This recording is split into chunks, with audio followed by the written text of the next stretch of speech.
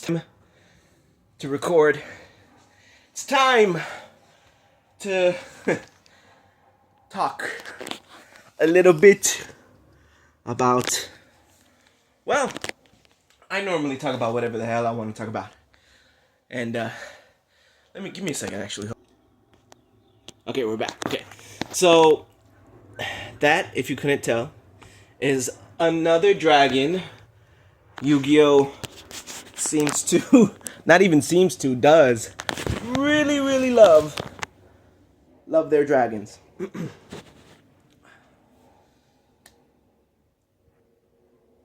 I was a fan, a little bit about me, was a fan, and I do mean a little bit, of Yu-Gi-Oh! When I was a wee lad. Cuando yo era joven. Me encantaría jugar este game. It's a game. And as a kid, I watched the show. My parents put it on. My dad was working. My mom was putting on a show as, well, I mean, put it on. They technically were the ones putting on the show. She also, I guess, put on a show, and I would sit there and watch this show, this kids show, and my mom would be cooking, and my mom noticed that I was digging on this TV show. I think it was on 4Kids, which used to be, I think on, well, I'm not here to talk about the changes of company names, Time Warner, CBS.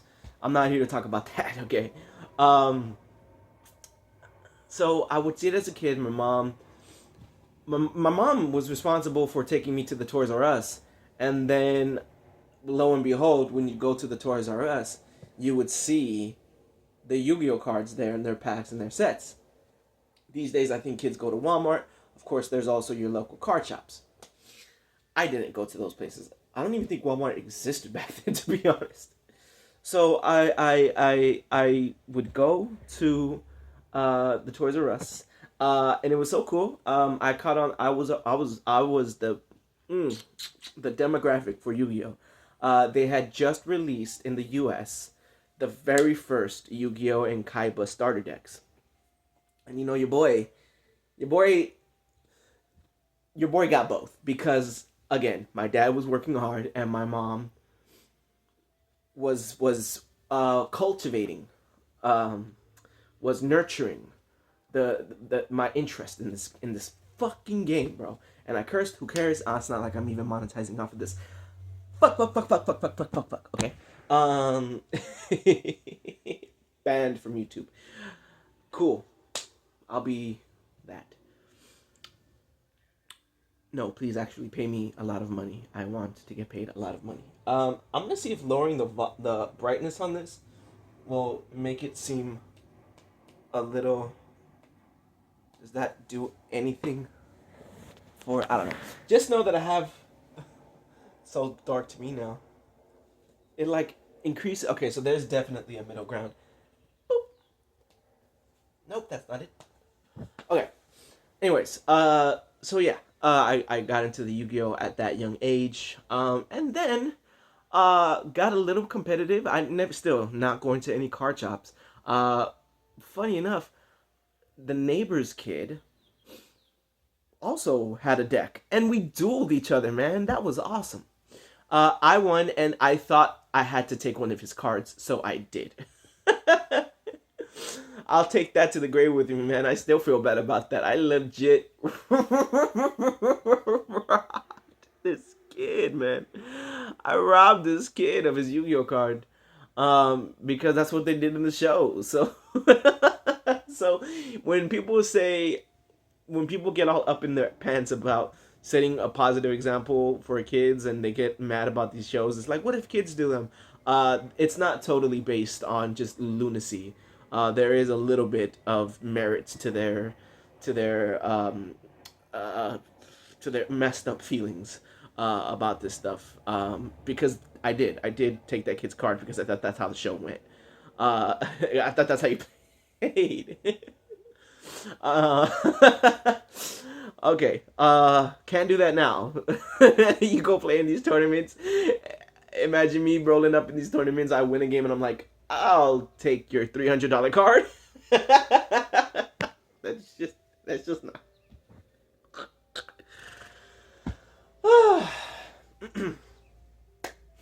Fast forward, I didn't play Yu-Gi-Oh. I got more focused onto my school. I got more focused onto sports, specifically basketball.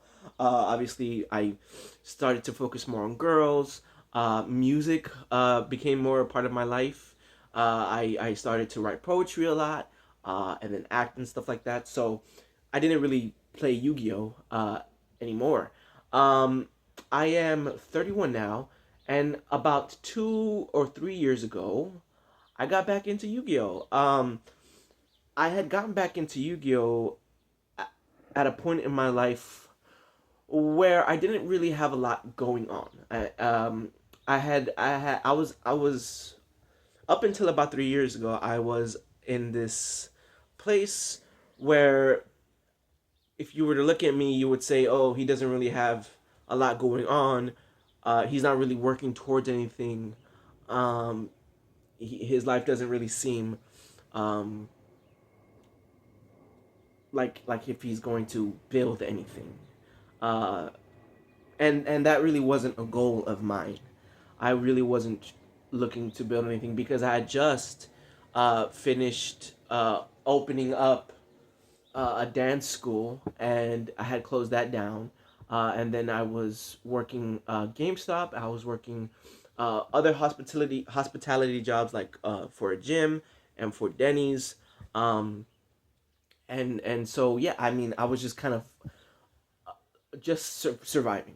I was pretty much just surviving and not really thinking about anything other than just surviving. So then 2 or 3 years ago, I started getting into video games again because I had stopped playing video games because I was so focused on my career at the time, and that was to be a dancer and opening up a dance school. Had to shut that down, stop dancing, um, or at least stop pursuing it in a professional space, um, and and so I picked up video games again, and then Yu-Gi-Oh too.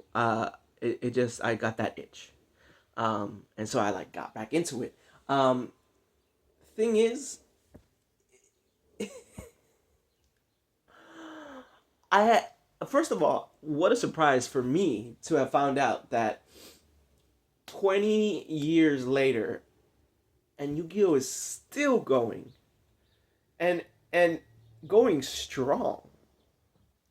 Yo, when I picked it back up 3 years ago, 2 or 3 years ago, there was a full year where I was hell bent on catching up on everything that I missed, and I still haven't caught up. I'm not as hell bent on it anymore. I picked up. I discovered, not in the way that Columbus discovered. I actually discovered just by scrolling through Spotify. Uh, your opinions on Spotify, I probably agree with you on them. Go shout out to Bandcamp. Um, I was scrolling through Spotify and I noticed that there were like legit communities built around Yu-Gi-Oh. This was a brand new world for me. I had no idea that so many people were into this game. Not that I ever really thought about it. As a kid, you don't really think about the possibilities that are out there. And let's be fair, I still wasn't thinking about the possibilities even much later. I was just focused on other things. And so, like, catching up, I picked up Yu-Gi-Oh! Master Duel. I really caught on it again at a really perfect time because Master Duel had just come out. And I figured, hey, this is a perfect time to get me, Konami. Um, and so yeah, I think I to get back into it, I picked up one of the I fell in love with the World Legacy structure type. Of course, it was outdated, not so outdated though. Like if you haven't played World Legacy, I would recommend at least giving it a shot. I mean, if it is one of the like markers and cornerstones of the Yu-Gi-Oh world, the lore. Uh, I don't believe anyone who would say that the World Legacy is not one of the more like one of the faces of Yu-Gi-Oh. I don't know if I would agree with that. Just in terms of their like archetype, like in the same way that like Blue Eyes and like if I'm doing like a real quick tiers, Blue Eyes and Dark Magician, top of the top, creme de la creme, and then I would put beneath that the World Legacy archetype in terms of like um recognize like recognizability. Um, but there's a big gap there. Dark Magician, Blue Eyes, like people who don't know Yu-Gi-Oh know Dark Magician, Black Eyes. So anyone who does know Yu-Gi-Oh, then I think would say that they are familiar with the World Legacy faces at the very least. Also because Orcust, I think Orcust was such a popular archetype for a while. Even to this day, there are still people looking for ways to tweak that deck and to make it competitively viable to varying degrees of success. I know I'm still tweaking the World Legacy archetype. I know I haven't actually. Hold on, give me one second. Okay, so boom, badow. Everyone want to talk about Dark Magician Girl being the waifu. Give me Ib, the World Chalice Justicar any day. Give me Lib. Give me, give me a Girsu's sister, man. Give me. Oh my god. Yeah. So I'm trying to figure out the contrast is kind of short. This work a little bit better. So they just released her, and I haven't really tried putting her in my World Legacy deck. On Master Duel, I'm making this face because of allergies. Ugh, I really hate allergies. It's the worst. It's the worst allergy time of the year. There'll be much nose blowing and eyes will be watery when pollen is near.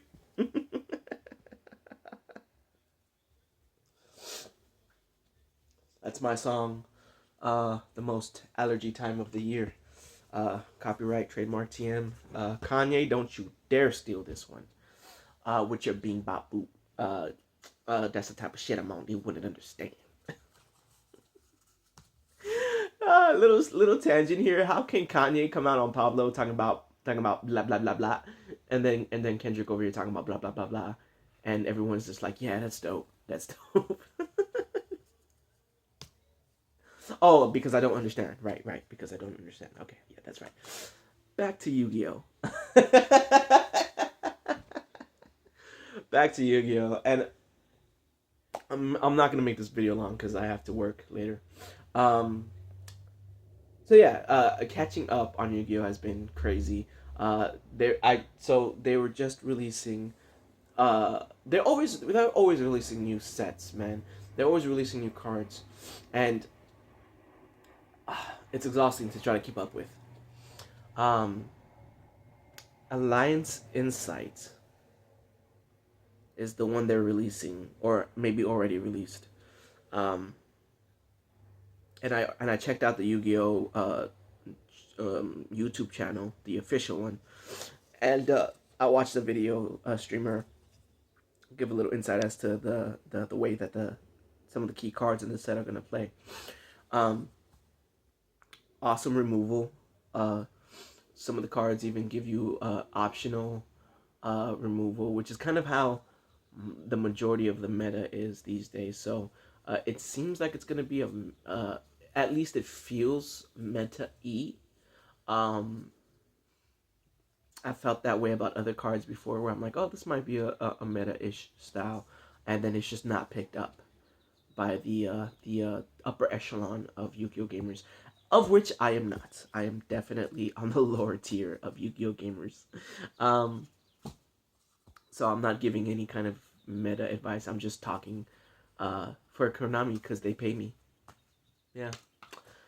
And that's not even close to being a lie. It is 100% truth that I'm being paid by Konami. Because they're releasing it anyways. Give me millions and millions of views, and I'll catch you on whatever next video I do. I have so many interests, not just Yu-Gi-Oh! You might catch me playing a song or two. You might catch me playing video games.